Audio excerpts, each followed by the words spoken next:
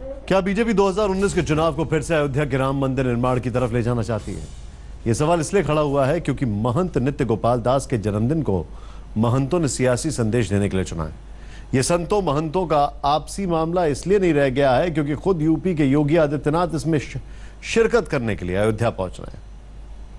भारत माता की, भारत माता की, भारत माता की।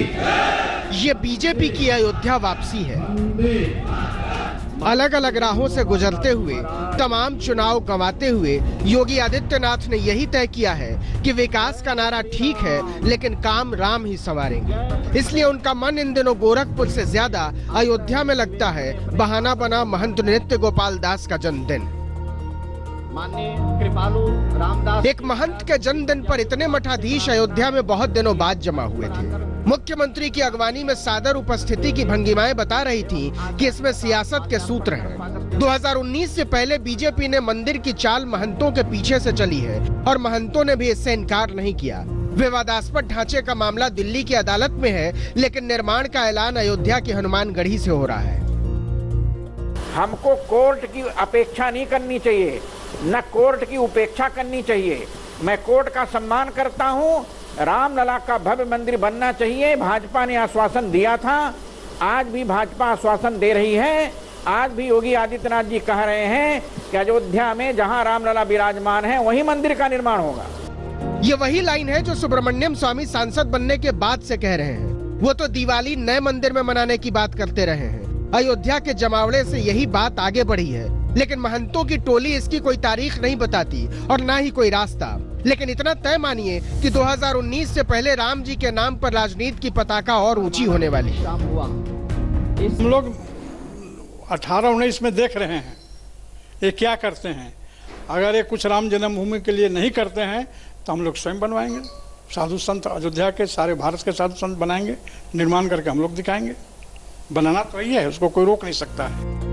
अब बीजेपी फंसी हुई है कि वो राम की राजनीति पर आगे बढ़े या काम की राजनीति पर, क्योंकि पिछले साल तक वो बहुमत के नाम पर इधर उधर की बातें करती रही है। लेकिन अब तो इधर भी अपना बादशाह, उधर भी अपना बादशाह, ऊपर से सिंहासन पर राम मंदिर की तरफदारी करने वाला एक महंत। तो कहीं ऐसा तो नहीं है कि इस पर अयोध्या के महंतों का धैर्य चूक रहा हो और योगी आदित्यनाथ इसी डर से अयोध्या भागे हो। ये तो एक पक्ष की बात हुई। वैसे अदालत में न नित्य गोपाल दास को सुना जाना है और ना ही योगी आदित्यनाथ को, और जिन्हें सुना जाना है उसका एक पक्ष हुंकार भर रहा है, कह रहा है कि अगर इंसाफ का यही तरीका है तो आप आजमा कर देख लीजिए, हम भी देखते हैं। ये 2-4 साधु जिस तरीके से बात करते हैं कि अगर जो है फैसला नहीं आया तो हम जो है मंदिर निर्माण शुरू कर देते हैं, तो करते क्यों नहीं, कहते क्यों हैं? हम ये बात सुनते सुनते जो है थक चुके हैं कि रामलला हम आएंगे, मंदिर वहीं बनाएंगे। मेरे बनाना शुरू कर दो। क्यों नहीं करते? केवल लोग राजनीति करते हैं। तो क्या 2019 का चुनाव राम के नाम पर लड़ा जाना है या फिर ये चुनाव से पहले की गोटियां हैं? जो भी हो, लेकिन बीजेपी को इन गोटियों पर भरोसा बहुत है। उपचुनाव में जिस तरह उसे हार दर हार मिली है, उससे विकास को लेकर उसकी बिजली बत्ती बुझी हुई मालूम पड़ती है। और वैसे भी राम के नाम पर उसका आसरा पुराना है। आज तक ब्यूरो। राजधानी दिल्ली में एक मेजर की पत्नी का सनसनीखेज हत्या ने पूरे पुलिस महकमे को सकते में डाल दिया है। हत्या का आरोप भी एक मेजर पर था। पुलिस ने भी सरगर्मी से आरोपी की तलाश शुरू की और मेजर निखिल राय हांडा की गिरफ्तारी के बाद जो कहानी सामने आई उसने सबको चौंका दिया। मामला प्रेम के एक ऐसे त्रिकोण का था जिसमें एक मेजर प्रेमी था और दूसरा पति।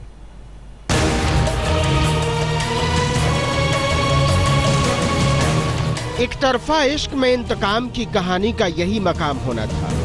दिल लगी में भारतीय सेना का एक मेजर अपना ईमान हारा तो बेईमान होने की कोई हद ही न रही। और बेईमान आदमी जब इंतकाम पर उतरता है तो न उसे अपनी जिंदगी से मोहब्बत रह जाती है और न अपने महबूब की जिंदगी से। नतीजा, जिस औरत के इश्क में वो सातों जहान लुटा बैठा था, उसी मेजर निखिल हांडा ने अपनी महबूबा का कत्ल कर दिया। विक्टिम का मोबाइल हमने रिकवर कर लिया है। जो अक्यूज्ड है उसको लेके गए थे हम, तो उसने जिस जगह पर बताया था वहाँ हम एक मोबाइल रिकवर करने में कामयाब रहे। इश्क और इंतकाम की इस कातिल कहानी में वफा और बेवफाई के तिलिस्म की चक्की में बर्दाश्त की हदें जब पिसनी शुरू हुई तो न प्यार का कोई मोल बचा और न ही इंतजार का। एक मेजर को दूसरे मेजर की खूबसूरत बीवी शैलजा द्विवेदी से इश्क हो गया। दोनों में नजदीकियां बढ़ती चली गई। पति को पता चला तो मिसेज मेजर ने दूरी बना ली और यही बात मेजर निखिल हांडा को खल गई और उसने एक रोज मिसेज मेजर का खून कर दिया। मारने के बाद ये सबसे पहले बेस हॉस्पिटल जाता है, वहाँ से ये अपने घर जाता है। घर में ये जो है नहाता है, कपड़े चेंज करता है, उसके बाद ये फिर से बेस हॉस्पिटल आता है एक चीज़ों को थोड़ा रिव्यू करने के लिए, देखने के लिए। अपनी वाइफ से भी मिलता है। और ये इसकी वाइफ उस समय कहाँ थी? उस समय ये जो है अमित द्विवेदी इसको देख भी लेता है उस समय, और ये उससे छुप के भाग जाता है उस समय। 3 दिन पहले कैंट इलाके में जब एक खूबसूरत औरत की लाश पड़ी मिली तो पुलिस की कुछ समझ में नहीं आ रहा था। फिर पता चला कि वो सेना के एक मेजर अमित द्विवेदी की बीवी शैलजा द्विवेदी है। मेजर अमित द्विवेदी ने पहले ही दिन बता दिया था कि कातिल मेजर निखिल हांडा हो सकता था, लेकिन मेजर हांडा फरार था, उसका फोन ऑफ था, फिर भी पुलिस लगी रही। अगले दिन 58 सेकंड के लिए मेजर हांडा फोन ऑन करता है और यही वो चूक थी जिसने दिल्ली पुलिस के हाथ में उसने अपना पता थमा दिया। इसमें दोनों चीज़ों का इस्तेमाल हुआ है। जो ये व्हाट्सएप कॉल कर रहा था बीच में स्विच ऑन स्विच ऑफ करके, उससे हम मोमेंट को ट्रैक कर पा रहे थे। और दूसरा इसके भाई से भी पूछताछ हुई थी और हमें डाउट हुआ था कि अगर ये दिल्ली से बाहर कहीं जाता है तो ये निसंदेह किसी ऐसी जगह को चुनेगा जहाँ से परिचित हो। तो ये मेरठ में ये 3 साल पोस्टेड रह चुका है। तो दिल्ली पुलिस ने मिसेज मेजर और मेजर हांडा के कॉल रिकॉर्ड्स निकाले तो पता चला कि इस साल दोनों की 3,500 बार से ज्यादा बातचीत हुई थी। मतलब औसतन 20 बार से ज्यादा बात होती थी दोनों की। हत्या वाले दिन भी दोनों की खूब बातें हुई थी और दोनों ने फोन पर बात करके ही मुलाकात की जगह और वक्त तय किया था। लेकिन शैलजा द्विवेदी को नहीं मालूम था कि जिस माशूक की सोहबत के लिए वो तड़प रही है वो उसकी मौत का इंतजाम करके आया है। इस वक्त पुलिस की कस्टडी में मौजूद है। कुछ बोलना चाहेंगे निखिल? आप देख सकते हैं इस समय पुलिस की कस्टडी में फिलहाल पुलिस जांच कर रही है इस पूरे मामले की और तमाम जानकारी एकत्र कर रही है। ये देख सकते हैं आप, यही वो आरोपी है की कोशिश कर। कुछ बोलना चाहेंगे? कोई पछतावा है? पछतावा है आपको? कोई कुछ बोलना चाहेंगे आप? निखिल कुछ बोलना चाहेंगे? निखिल कुछ पछतावा है? क्यों मारा आपने शैलजा को?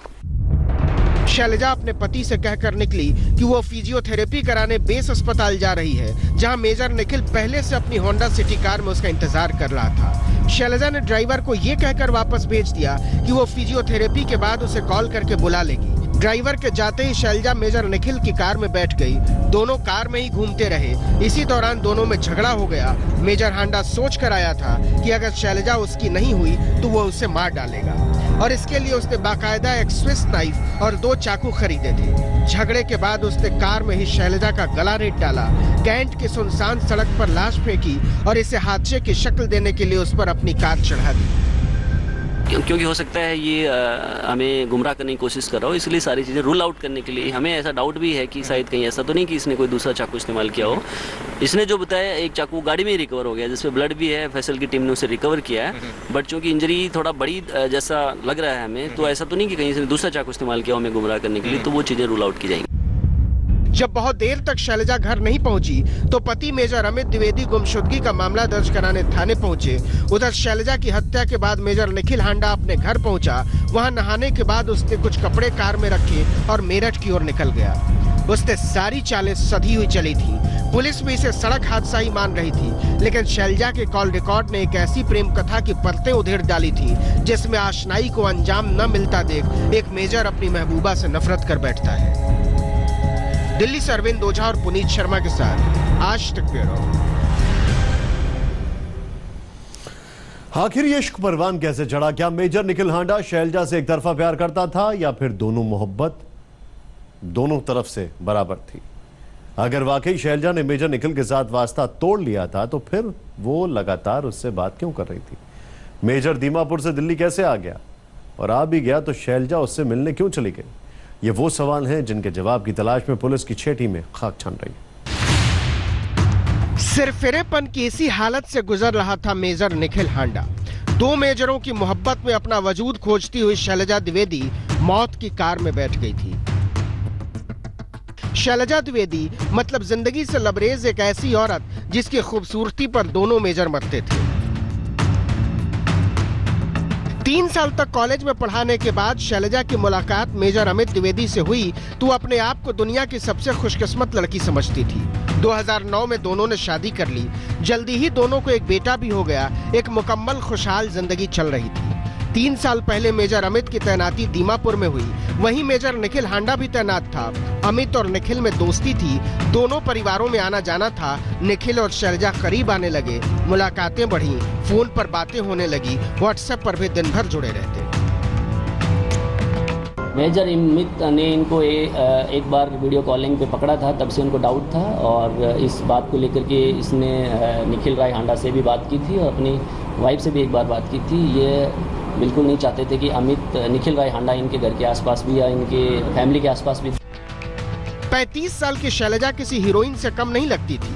नियमित योग करती, अपने सौष्ठव को लेकर सचेत, स्टाइल क्वीन, बिंदास शैलजा मिसेज इंडिया अर्थ 2017 की फाइनलिस्ट रह चुकी थी। एक फैशन मैगजीन ने उन्हें अपनी कवर गर्ल भी बनाया था। अर्बन प्लानिंग में एमटेक की डिग्री, यही वो खूबियां थीं कि बेवफाई के बाद भी न तो मेजर अमित द्विवेदी उन्हें खोना चाहते थे और न ही आधी वफा की मजबूरियों के बावजूद मेजर निखिल हांडा उन्हें छोड़ना चाहते थे। जनवरी से लेकर अभी तक 3000 से ज़्यादा कॉल्स और मैसेजेस हैं, एक तरफा मैसेजेस हैं ज़्यादातर, तो उससे लगता है, एक इंडिकेशन मिलता है कि ये ऑब्सेसिव जैसा बिहेवियर है इसका, तो लगता है उसी ऑब्सेसिव बिहेवियर का ये फॉल आउट है। एक दिन मेजर निखिल और मिसेस शैलजा का इश्क बेपर्दा हो गया। मेजर अमित को यह रिश्ता नागवार गुजरा। उन्होंने शैलजा और निखिल दोनों से बात की। शैलजा भी पति और बेटे की कीमत पर निखिल की मोहब्बत नहीं चाहती थी, सो उसने दूरी बना ली। मेरे सिस्टर बहुत हैप्पीली अपने पति के साथ, अपने छोटे बच्चे के साथ अपना जीवन व्यतीत कर रहे थे। अगर ऐसी कोई बात होती तो वो अमृतसर में एसएफ क्यों लेते? किसी और शहर में भी अपना एसएफ ले सकते थे। अमृतसर में अपने परिवार के पास रहना क्यों उन्होंने इसको प्राथमिकता दी? सबसे बड़ी बात तो यही है। मेजर निखिल ने शैलजा के फैसले को दिल पर पत्थर रखकर स्वीकार कर लिया, लेकिन वो उसे भुला नहीं पाया। निखिल दीमापुर में, शैलजा दिल्ली में। तभी पता चलता है कि मेजर अमित द्विवेदी संयुक्त राष्ट्र की तैनाती पर सूडान जाने वाले हैं। उसे लगा कि शैलजा उससे और दूर हो जाएगी और ये उससे बर्दाश्त नहीं हुआ और 2 जून को वो शैलजा से मिलने दीमापुर से दिल्ली आ पहुंचता है। ये काफ़ी ऑब्सेसिव हो गए, शादी करने जैसी बात जो है विक्टिम के साथ कर रहे थे। विक्टिम हालांकि इनसे दोस्ती थी, लेकिन वो शादी जैसी स्थिति पे पहुंचने की सिचुएशन में नहीं थी। शैलजा और मेजर निखिल ने आर्मी अस्पताल में एक दूसरे को देखा तो इश्क की पुरानी कोपलों को हवा लग गई। शैलजा आराम से मेजर निखिल की कार में जा बैठी। मेजर ने पुरानी मुलाकातों का हवाला दिया, आने वाले दिनों के हसीन ख्वाब दिखाए, लेकिन शैलजा उन राहों पर लौटना नहीं चाहती थी। इनकार की इन्हीं हदों पर मेजर निखिल ने हत्या का अंजाम लिख डाला और इस तरह जिंदा दिली से लबरेज एक खूबसूरत स्त्री इंतकाम की सान पर अपनी मुस्कान हार जाती है। आज तक ब्यूरो। मुंबई इस वक्त बारिश की मार झेल रही है। कई इलाकों में पानी इस कदर घुस चुका है कि जिंदगी थम गई। मौसम फिलहाल माया नगरी को राहत देने के मूड में नहीं है। कम से कम 24 घंटे सावधान रहना होगा। 2 लोगों की मौत हो चुकी है और वडाला में तो कई कारें जमींदोज हो चुकी हैं। कितना बवाल मचा था आरजे मलिश्का के इस गाने पर। मुकदमा दर्ज करा दिया था बीएमसी के बंद कमरों में मौज काटने वाले बाबुओं ने। लेकिन भारत के स्वप्न नगर को नरक में बदलकर चैन की नींद लेने वाले नियंताओं के लिए इस जल प्रलय में भी चुल्लू भर पानी का अकाल पड़ गया। It happened in a fraction, in a minute of fraction. सोचो ये 4 बजे हुआ, अगर ये शाम को होता या थोड़ी देर के बाद होता तो सब यहाँ चलते होते थे, तब क्या होता था? शहर का यह हिस्सा सुरंग में बदल गया और बीएमसी वाले बाबू सोते रहे। जमीन धंसती रही, बीएमसी वाले बाबू सोते रहे। सड़क धंसती रही, बीएमसी वाले बाबू सोते रहे। पूरे शहर की नींद उचट गई और बीएमसी वाले बाबू सोते रहे। ये सुबह 4 बजे से देखा, 4 बजे से पूरी यानी कि नीचे आप गया। 6-7 गाड़ियां पूरी नीचे चली गई। फिर पूरे बिल्डिंग वालों को बुलाया गया, सब लोग नीचे आए, फायर ब्रिगेड भी आई, लेकिन उसके बाद यानी कुछ हुआ नहीं है। अभी तक ऐसे ही चालू है, अभी तक कोई एक्शन हुआ नहीं है। इसके अंदर हमने बीएमसी को भी रिपोर्ट दिया, उसका भी लेटर हमारे पास है। मुंबई तुला बीएमसी पर भरोसा नहीं का? कैसे होगा बीएमसी पर भरोसा? क्यों होगा? और कर ले भी तो कब तक होगा? बीएमसी अब बंबई महानरक कॉर्पोरेशन है और ये कोई इस साल की नहीं, हर साल की कहानी है। लेटेस्ट खबरों के लिए यूं ही देखते रहिए आज तक और इस वीडियो के पसंद आने पर लाइक, शेयर एंड सब्सक्राइब करना ना भूलें।